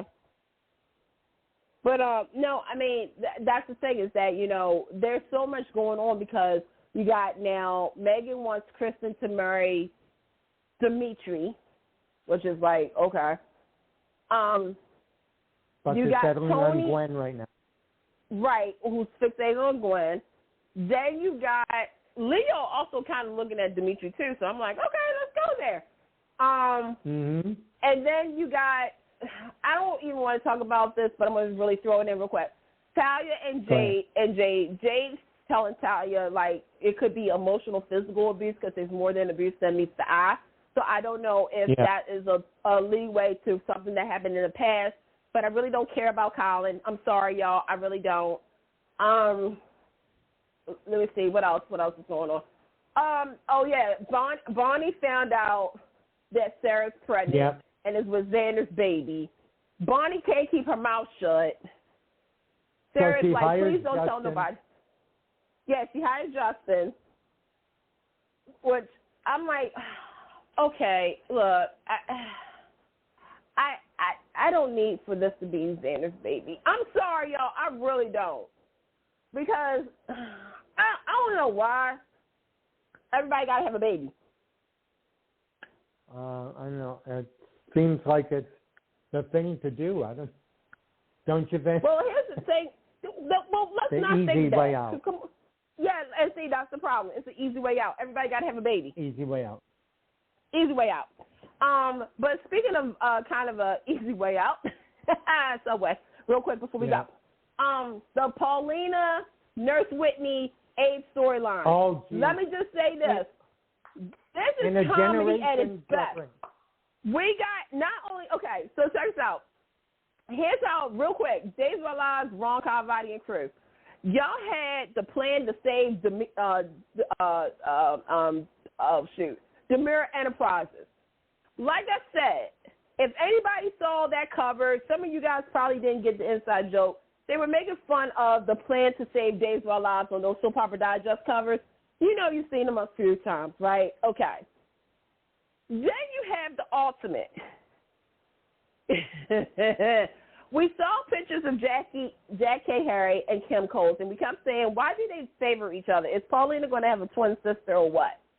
So the fact that the nurse is named Nurse Whitley, and she looks like Paulina, was another little dig at Soap Opera Digest, because many moons ago, almost a year ago now, they had a picture of the comedian Kim Whitney, and underneath they said that was Jack K. Harry, okay? Keep that in mind. Oh. So we got Nurse Whitney. Yeah, so we got Nurse Whitney who loves cats, but she can't have cats because she's allergic to cats. So she has two animals, cats. Y'all get that? Okay. Her favorite soap opera is the hit show Body and Soul. Body and Soul has been on network for a long time, and now she stopped watching it because it's now on streaming service. Oh, jeez, sounds familiar, doesn't it? That was cute. That's cute. And not only that, but Abe has amnesia. Oh, my God. So he's wondering, why does Nurse Whitney, who's his wife, they have so many unpaid bills? And that's because she can't pay her phone bill because she's broke. Real life, people, real life. And so they're watching Body and Soul, and then Nurse Whitney tells Abe that he used to have a store, the Marshall's Ice Cream Store. Really, dude? Really? Generation. So, for those who don't get the joke, James Reynolds was on a soap opera many years ago called Generations, where he was part of the Marshall family. And the Marshalls actually had ice cream. And also, if you listen to Forever and a Day, we pay homage to that with the Marshall family.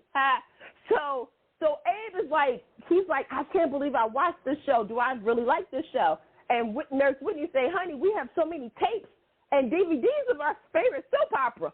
So, it's getting good on Body and Soul. Mm-hmm. Yep. Check it out. Because Charmaine is with Demetria. And Demetria just found out that she lied about her husband. Demetria is played by Mary Beth Evans, and Charmaine is played by Deidre Hall. And another dig, too, is Body and Soul that they're watching was set in 2008. It looks more like 1988, doesn't it? That's a dig for all of us who kept saying stuff about – it was a dig of all of us who kept saying Days of Our Lives because they tape so far in advance that sometimes you can tell what month they're taping in because everybody's wearing long sleeves when it's supposed to be summer. Right. But we got a minute. We got a minute. So I want to thank you, Candace, and I want to thank Anthony. I wish he could make it back on, but I'm sorry. And I hope y'all had a good time listening to us. And we'll be back on the 26th. Yep. Hang in there, guys. Bye. Here we go. Oh, where is it?